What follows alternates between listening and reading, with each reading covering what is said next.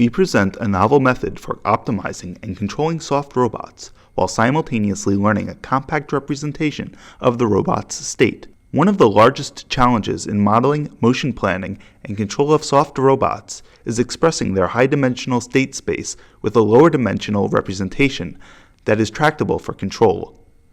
Existing methods, such as modal analysis, can introduce modeling error and do not consider how a task will be completed. Our solution is to iteratively learn a latent space while simultaneously optimizing robot design parameters, control parameters, or both. We build upon recent work in differentiable soft body physics engines, which produce fully differentiable simulations for optimization and differentiably handle contact. Because these simulations are fully expressed on a grid, we can apply deep, convolutional neural networks to grid states and learn a latent space. This control architecture is also fully differentiable, meaning the entire system can be optimized via gradient-based optimization techniques.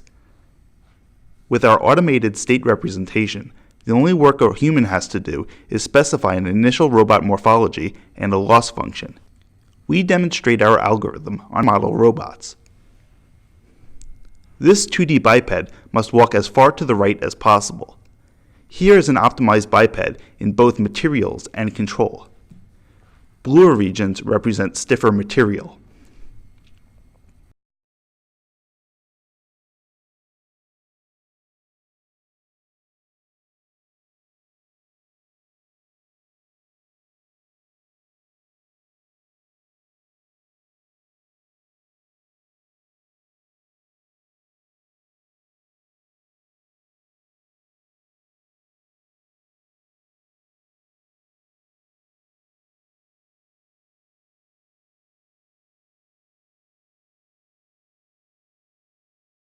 The center of the cross-marked section on this 2D arm needs to reach the green circle. This arm is relatively stiff compared to the amount of actuation it can receive, and so it must optimize a controller that can swing back and forth to build up velocity to reach its target.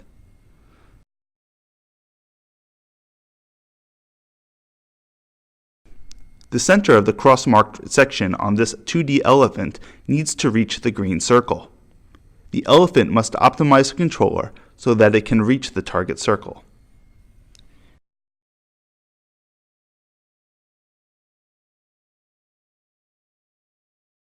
Here, we present saliency maps demonstrating how different actuations are influenced by the observed latent variables.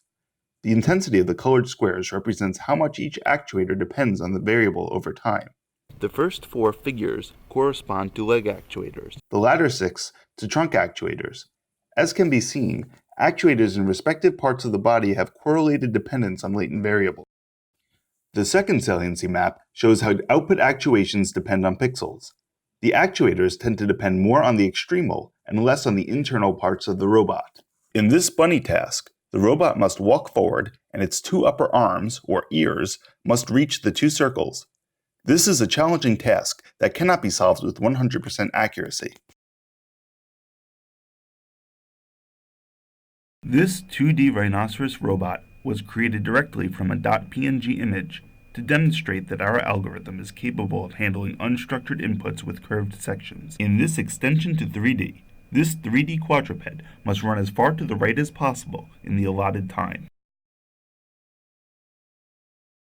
This variation presents a curved analog of our boxier quadruped and presents similar performance in forward locomotion.